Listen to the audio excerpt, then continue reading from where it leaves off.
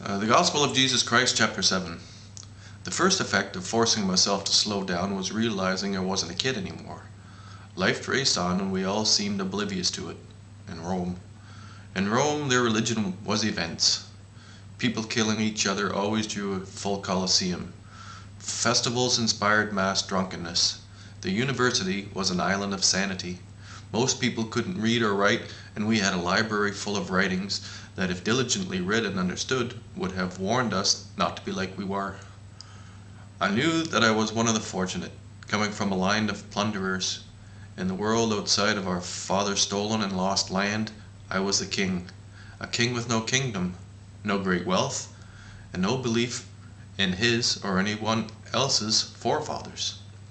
Jesus, I've been looking for you all over. I was reading through Plutarch's lives. We have an application from Galilee. Do you know the fellow? Charis showed me the application. John Levi, he's my first mentor. Would you recommend him? Charis, you won't believe what I have to tell you, but I must. We are going to change the future. Good answer, Jesus.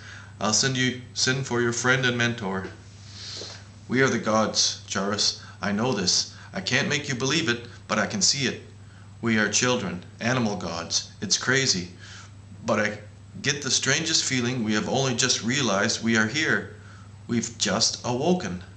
Jesus Christ, I love your philosophy, and if there is such thing as animal becoming God, you are among the first. They want to wake up, Charis. I can see their souls straining to become present. We are just far too stubborn. I have one other application I want you to read through. He's from the West. Charis was more like a father to me than my magistrate.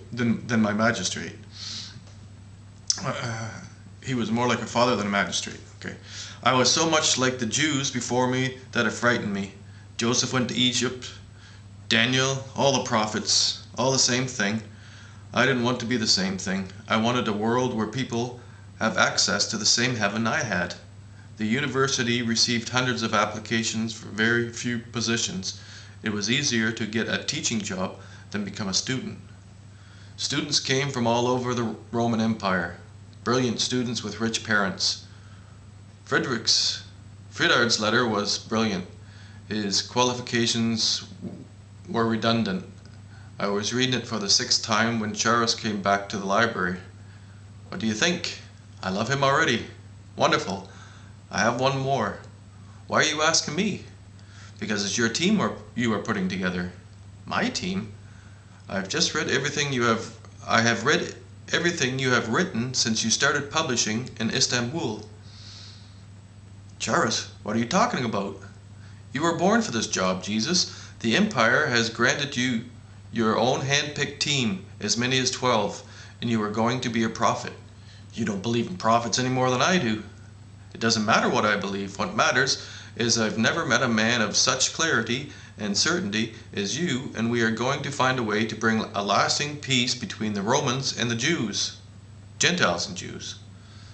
I've got another stack of applications to go through. I watched Charis leave again. Everyone in the library was looking at me. Heaven is at hand. I sat back down and read through Karl Karmuskus. He was the first that had spent little time in the study of religion and philosophical thought. He gave evidence of ship routes from South Inuvik to Egypt. With this evidence, and many math equations I didn't care to understand, he showed that not only was the Earth not the center of the heavens, it went around the Sun, as did Venus, Mars, Mercury, Jupiter. I've one more. I certainly like this man's thinking. Shall I write to him? Yes. Goddard Herrnstein was a Jew. He didn't think like a student that had believed the teachings of the Torah or anything else. He seemed so absolutely beautiful, childish, and impossible, with disturbing clarity. The next application was from China, Fao Ming. On my third read, I understood that she was a woman. We will go through the rest tomorrow, Jesus. Let us find our women, and I'll take you to a fine restaurant to celebrate the world's first Think Society. The Boris Karras Foundation of Geniuses and Masterminds. You wish. You are the king, my boy. At the moment, there was no question that Charis was my spiritual father. What is it we're doing, Charis? We are going to make a religion out of your hope. I know as much as you do we don't need any more religions. But you ask too much, Jesus. The people cannot read. They need generations of proper education to understand you. I just want people to stop killing each other and believe that heaven is here and now. 2,000 years, maybe. And you think it is still cause for celebration? Do you know how long we have been on this planet? No, no one does. But I know it has been a very long time to get to us. We are still growing. That's the thing, Jesus. I think one day there will be something better than how we are doing it. And we must find a way to change our way of thinking like a pigeon that moves to the city. I could eat a horse. I know the place.